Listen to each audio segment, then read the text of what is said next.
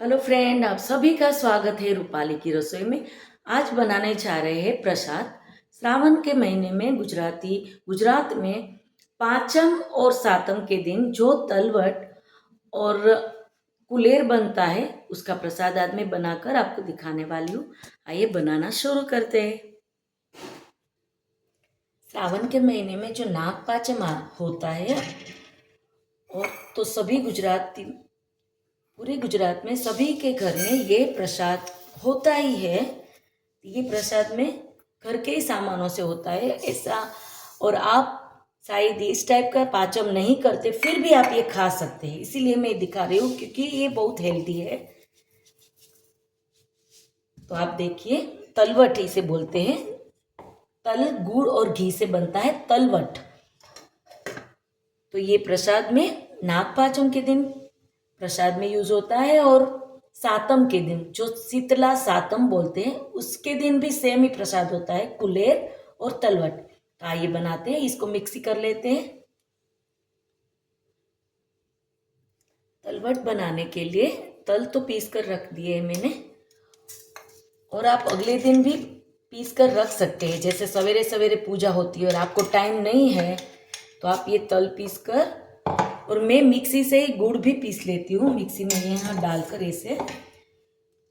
तो आप भी ऐसा कर सकते हैं, तो इससे जल्दी हो जाता है।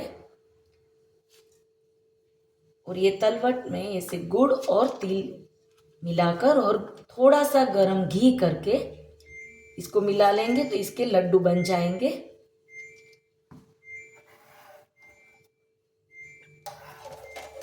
और घी डालना है गरम करके, जरूरत के हिसाब से, क्वांटिटी के हिसाब से घी डालेंगे। इसको पूरा मिक्स करके लड्डू बनाएंगे। सेकंड टाइम में ये मिक्सी कर रही हूँ, थोड़ा सा तिल, क्वांटिटी के हिसाब से घी जाएगा, और गुड़ और तिल को अच्छे से आप मिक्सी कर लीजिए। मुझे याद है कि मेरी नानी है, मेरी मम्मी है, पहले वो कूटने वाला होता है ना, उससे कूट कर ये तिल तलवट बनाती थी। पर अब तो हम लोग मिक्सी है ना, तो 2 मिनट में ही हो जाता है। और गुड़ भी मैं मिक्सी में थोड़ा ये करके ही रख लेती हूँ, डब्बा भर कर। देखिए, तो जब हमें तलवट बनाना हो, कुलेर बनाना हो तो इजी हो जाता है, सवेरे लाइट हो ना हो, क्योंकि बेंगलोर में तो लाइट भी बहुत जाती है। देखिए, अब इसका लड्डू बना लेंगे, और बहुत हेल्दी है। शायद आपके वहाँ या आपके घर में ना होता हो, नाग पांचम की पूजा या सातम का पूजा नहीं भी होता है, तो भी आप बनाएंगे खाएंगे ना, तो रियली टेस्टी है और हेल्दी है। तिल तो अच्छा ही है, गुड़ भी अच्छा है, तो आप बना सकते हैं।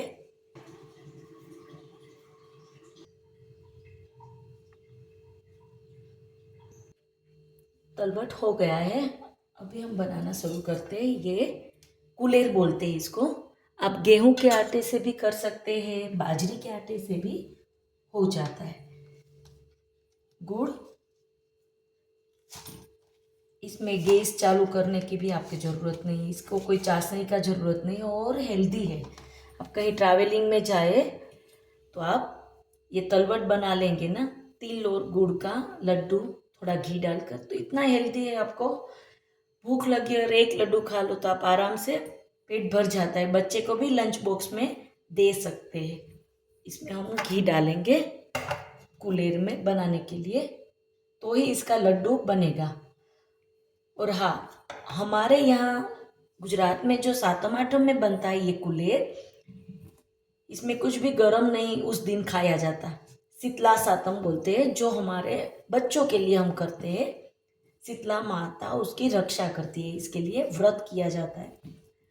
तो अगले दिन ही हम कुकिंग करके रख लेते थे, थेपला भाकरी, जिसको जो घर में खाया जाता है, पसंद हो उस हिसाब से।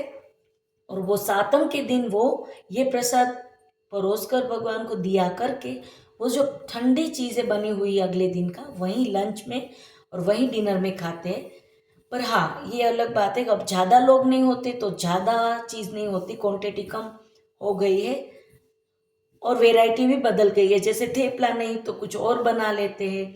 रात को भेल, दही वड़ा या फिर वो सब वैरायटी सैंडविच ऐसा सब खाने लगे हैं बच्चे भी, तो वो सब बनता है। देखिए इसके लड्डू बनाकर हम रख लेते हैं। कुलेर, इसे कुलेर बोलते हैं। आप इतना घी डालिए कि लड्डू बन पाए। ये खुला खुला नहीं अच्छा लगता, इसको लड्डू बनाकर रख सकते हैं। नागपांचम के दिन का और सातम का, शीतला सातम का प्रसाद रेडी है। हमारे यहाँ ऐसा होता है। और मूंग दाल को फिर ऐसे भिगोकर प्रसाद में यूज़ करते हैं, और इसी में फिर कुकुम्बर, ककड़ी, गाजर ग्रेट करके, थोड़ा नींबू, ग्रीन चिली, कोथमीर और नमक डालकर वो सलाद जैसा ही खाते हैं सब लोग। और यही प्रसाद होता है। ये हम फास्टिंग में भी खा सकते हैं क्योंकि तिल गुड़ है ना, इसमें तो आटा है, तो सिर्फ जो खाना खाते हैं उसी टाइम खाते हैं। ये नागपांचम का और शीतला सातम के दिन का प्रसाद है।